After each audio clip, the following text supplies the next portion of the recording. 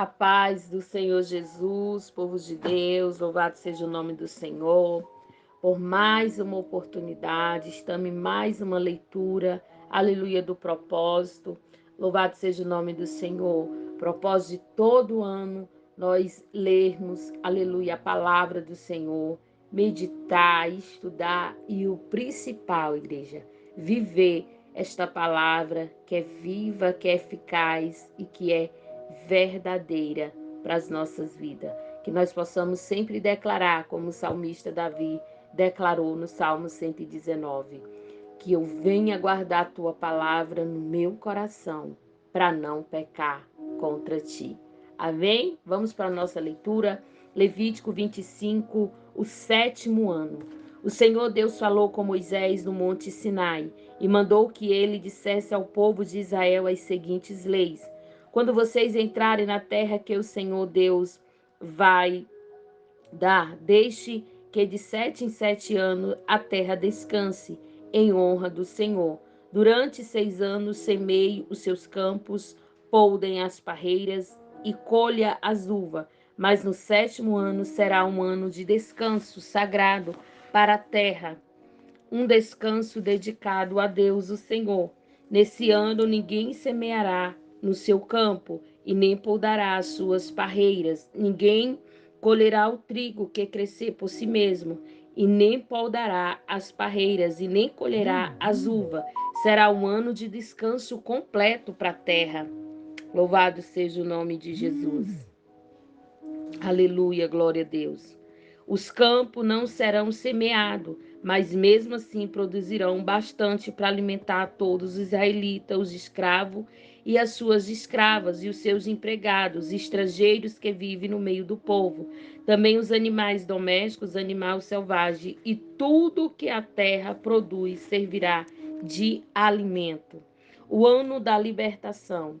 Contem 7 semanas de anos, isto é, 7 anos vezes 7, o que dá um total de 49 anos. Então, no dia do 7º mês, que é o dia do perdão, mandem um homem tocar trombeta por todo o país, pois este ano que vem, depois de cada 49 anos, é o ano sagrado da libertação, em que vocês anunciarão liberdade a todos os moradores do país. Neste ano, todos os que tiverem sido vendidos como escravo voltarão livres para suas famílias, e todos os campos que tiverem sido vendidos voltarão a pertencer ao primeiro dono. Nesse ano, ninguém semeará os campos, nem colherá o trigo que crescer por si mesmo, e nem poldará as parreiras, nem colherá as uvas, pois é o ano da libertação, é sagrado para o povo, e nele todos se alimentarão somente daquilo que a terra produzir por si mesma. No ano da libertação, todas as terras que tiverem sido vendidas voltarão a pertencer ao primeiro dono, na venda ou na compra de terras. Não explore os outros. O preço será calculado na base do ano da libertação, pois o que se vende não são de fato as terras, mas as colheitas que elas produzem. Portanto, o comprador descontará do preço o número de colheitas desde o último ano da libertação, e o vendedor calculará o preço na base dos anos da colheita, que ainda falta até o seguinte ano da libertação. Se ainda forem muitos, o preço subirá. Se forem poucos, o preço baixará. Que ninguém explore os outros, que todos temam ao Deus, pois ele é o Senhor, nosso Deus. A questão do 7º ano. Obedeça todas as leis e mandamentos de Deus, para que vivam em segurança na terra que vai ser de vocês. Ela produzirá suas colheitas, haverá bastante comida para todos viverem em segurança. Mas alguém é capaz de perguntar: como é que haverá comida durante o 7º ano, quando ninguém vai semear nem fazer a colheita? A resposta é que Deus abençoará a terra, e no 6º ano ela produzirá colheitas que serão suficientes para 3 anos. Quando vocês semearem os seus campos no 8º ano, estarão comendo daquilo que colherem no 6º ano, e haverá bastante para comer até a colheita do 9º ano. Leis a respeito da propriedade. A terra é de Deus, portanto, ela não será para sempre daquele que a comprar. Deus é o dono dela, e para ele nós somos estrangeiros que moram por um pouco de tempo na terra dele. Assim, quando um terreno for vendido, o seu antigo dono será o primeiro a ter o direito de tornar a comprar a terra. Se um israelita ficar pobre e precisar vender uma parte das suas terras, o seu parente mais chegado deve tornar a comprar o que ele vendeu. Mas se ele não tiver um parente que compre as terras, é possível que mais tarde ele mesmo fique rico e outra vez, podendo assim tornar a comprar o terreno que vendeu. Ele descontará o valor das colheitas que o terreno tiver produzido desde o último ano da libertação. Calculará o preço a pagar, tendo como base os anos da colheita que ainda falta até o seguinte ano da libertação, e assim ele será novamente o dono do terreno. Mas se ele não tiver o suficiente para tornar a comprar o terreno, então este ficará pertencendo ao comprador até o seguinte ano da libertação. Nesse ano, o terreno voltará a pertencer ao primeiro dono. Se um homem vender uma casa que fica numa cidade protegida por muralhas, ele terá o direito de tornar a comprar a casa até um ano depois da venda. Mas se dentro de um ano ele não comprá-la, então pertencerá ao comprador e aos seus descendentes para sempre. Nem mesmo no ano da libertação, a casa voltará a ser do primeiro dono. Porém, as casas ficam em cidade sem muralha. São como os terrenos. O primeiro dono tem o direito de tornar a comprar a casa, e no ano da libertação, ela volta a ser do primeiro dono. Os levitas têm sempre o direito de tornar a comprar suas casas que ficarem na cidade onde moraram. Mas se um levita vender a sua casa numa dessas cidades e não tornar a comprar, então o ano da libertação, a casa volta a ser dele, pois as casas das cidades onde os levitas moraram serão sua propriedade permanente no meio do povo de Israel. Mas se os campos em volta das cidades onde os levitas moraram não podem ser vendidos, eles pertencem aos israelitas para sempre. Leis a respeito dos pobres. Se um israelita que mora perto de você ficar pobre e não puder sustentar-se, então você tem o dever de tomar conta dele. Ajude como se ele fosse um estrangeiro que mora no meio do povo, a fim de que ele continue a morar perto de você. Não cobre juros sobre o dinheiro que você lhe emprestar. Respeite a ordem de Deus, para que esse homem continue a morar perto de você. Não cobre juro sobre o que você lhe emprestar, nem tire lucro dos alimentos que você lhe vender. É isso que o Senhor nosso Deus nos manda fazer. Foi Ele quem nos tirou do Egito para nos dar a terra de Canaã e para ser o nosso Deus. Leis a respeito dos escravos. Se um israelita que mora perto de você ficar tão pobre que chega ao ponto de ter de se vender a você para ser seu escravo, não faça trabalhar como escravo. Trate como se ele fosse um empregado ou um estrangeiro que mora com você. Ele trabalhará para você até o ano da libertação. E nesse ano, ele e os seus filhos irão embora e voltarão para a sua própria família, para as terras dos seus antepassados. Os israelitas são escravos do Senhor Deus, que o tirou do Egito. Eles não deverão ser vendidos como escravo. Portanto, não trate com crueldade, mas respeite a ordem de Deus. Se precisarem de escravo ou escrava, vocês poderão comprá-los dos povos vizinhos no seu país. Também poderão comprar os filhos dos estrangeiros que moram no meio de vocês.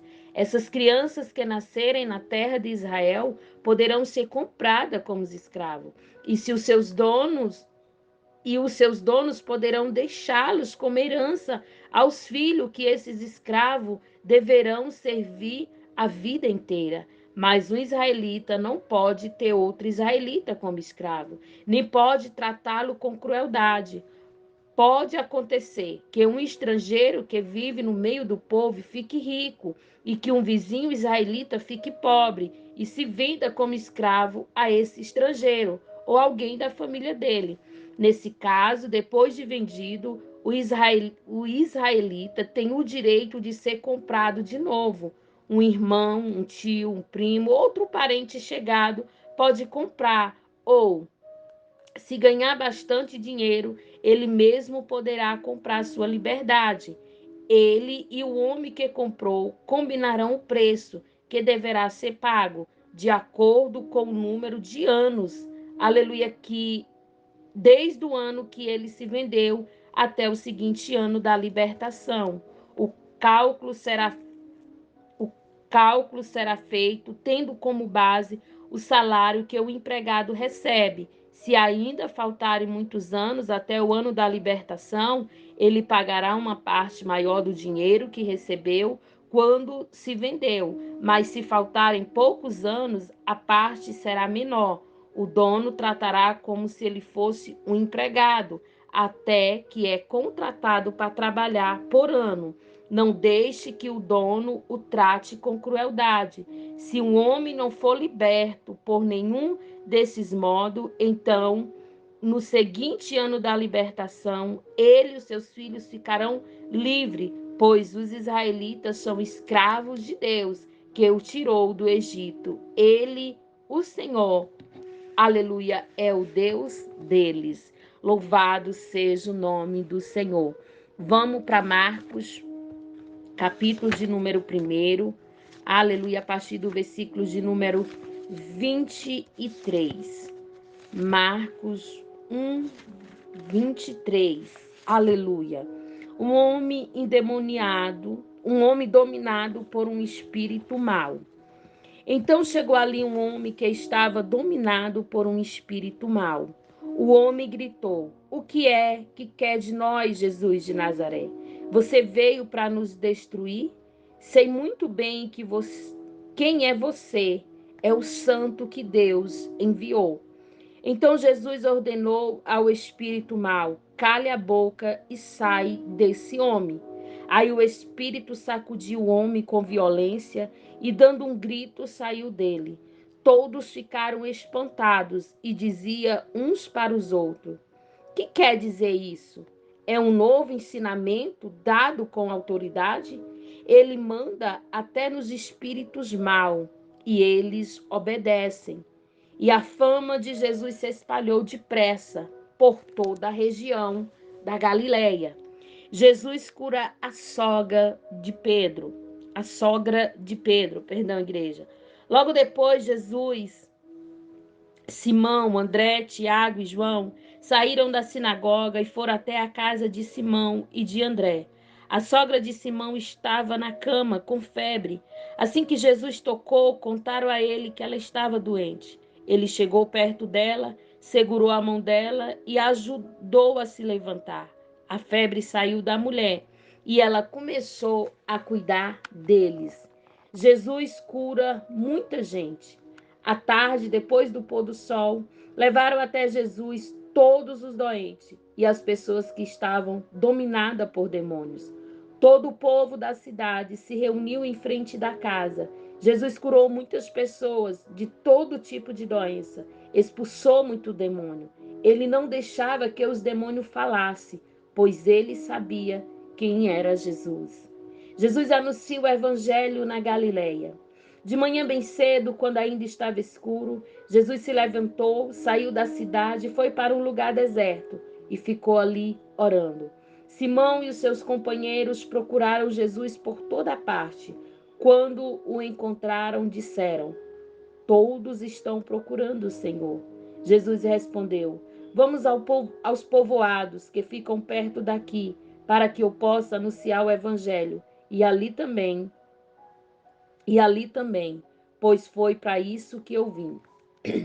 Jesus andava por toda a Galileia, anunciando o evangelho nas sinagogas e expulsando os demônios. Louvado seja o nome do Senhor. Jesus cura um leproso. Um leproso chegou perto de Jesus, ajoelhou e disse: Senhor, eu sei que o Senhor pode me curar se quiser. Jesus ficou com muita pena dele, tocou nele e disse: sim, eu quero, você está curado. No mesmo instante, a lepra desapareceu e ele ficou curado. Jesus ordenou duramente: olhe, não conte isso para ninguém, mas vai pedir ao sacerdote que examine você, pois a fim de provar para todos que você está curado, vai oferecer o sacrifício que Moisés ordenou. Então Jesus mandou-o embora, mas o homem começou a falar muito e espalhou a notícia. Por isso Jesus não podia mais entrar abertamente em qualquer cidade, mas ficava fora em lugares desertos. E gente de toda parte vinha procurá-lo. Essa foi a nossa leitura de hoje. Que o Senhor possa abençoar